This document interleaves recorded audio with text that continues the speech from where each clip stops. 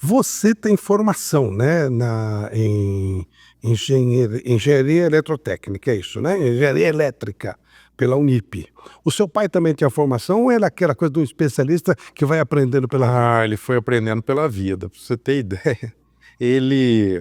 Aí eu acho que é meio de família. Meu avô instalava pequenas usinas hidrelétricas nas fazendas. Naquela época não chegava energia elétrica na fazenda. Então meu avô fazia uma represinha e punha lá Caramba! uma pequena, né, hidrelétrica. Dom pessoal, fazer uma coisa dessa não é uma coisa simples. Não é uma coisa simples. E meu pai, com 13 anos, começou a montar rádio. Ele montou uma fábrica de rádio para vender. Meu avô instalava energia elétrica, meu pai vendia um rádio para o fazendeiro. E sabe como? Naquele Instituto Universal. Sim, sim. Então ele aprendeu a montar rádio no Instituto Universal. Por correspondência. Por correspondência. E foi muito engraçado porque meu avô comprou assinou isso para ele. E meu pai falou, eu também quero, né, com 13 anos. Aí meu avô falou, eu vou pegar um para você, você vai montando aí e eu monto o meu aqui. O do meu avô não funcionou e o do meu pai funcionou. Aí meu pai falou, vou montar uma fábrica. Ele começou. Então, aí depois ele fez estágio para televisão e foi a vida dele inteira trabalhando com eletrônica, né? Mas ele nunca se formou em engenharia. Mas eu tô vendo aqui, você fez Direito, Geografia e Engenharia Elétrica. É nessa ordem mesmo? Na verdade, o que aconteceu? Quando eu fui montar a empresa para ele, eu fazia Direito. Porque até então eu trabalhava no banco, fazia Direito. E aí nós montamos a empresa. Aí que eu fui fazer Engenharia, uns 3 anos depois. E depois eu acabei fazendo Geografia, porque eu gosto de geopolítica e foi mais para... E pensando na parte de geógrafo mesmo, né? Solo, então... E aí foi mais para ter conhecimento mesmo. E você tinha aulas práticas com seu pai, né? Tinha. Ele... isso desde menino, né? Sempre acompanhando ele, foi muito gratificante aí. Foi um companheiro aí pela vida. Eu abri falando sobre... Você trabalha com DPS. O que é DPS? Então, na época, quando a gente começou a fazer essa proteção para proteger televisão, né, para não queimar contra descargas atmosféricas, ainda não existia, pelo menos a gente não conhecia o termo DPS. A gente chamava isso que nós inventamos de antirraio, até registramos a marca antirraio, e a gente chamava de supressor contra surto, protetor contra surto elétrico. Mas depois veio a norma e o nome técnico é Dispositivo de Proteção contra Surto Elétrico, DPS.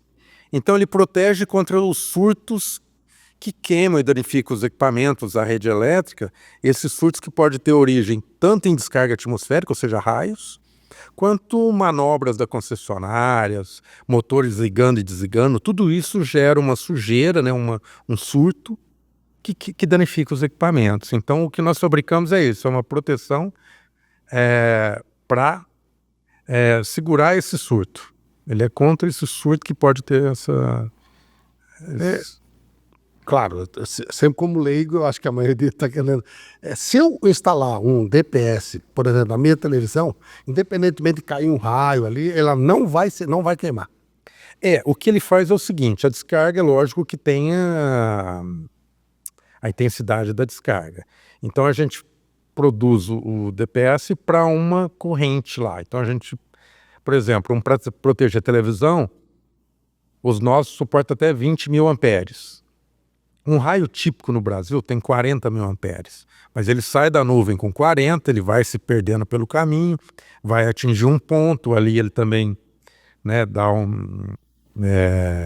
ele perde a sua força e entra, né, nos condutores, na maioria das vezes com 5K chega até o equipamento. Então você estando com uma proteção de 20K, 20 mil amperes, você tem uma segurança muito grande. Mas é lógico que pode ocorrer uma descarga de intensidade maior. Isso vale também para quando você tem mais equipamentos do que a sua capacidade, foi montada lá, aí você começa... Por exemplo, tem muita coisa nova. Hoje você tem air fryer, você tem até o forno de micro-ondas, não é tão antigo assim.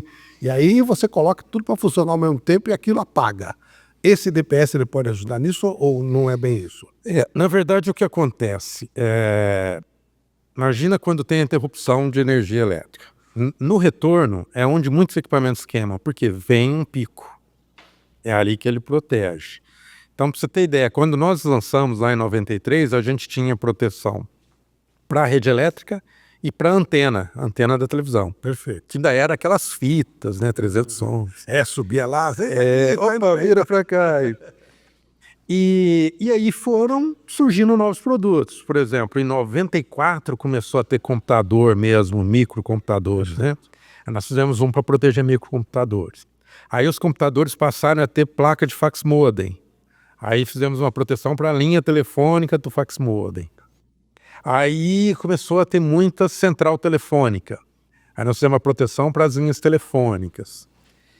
Então isso foi aumentando. Hoje são 1.500 modelos do mesmo produto, ou seja, de DPS tem 1.500 variações.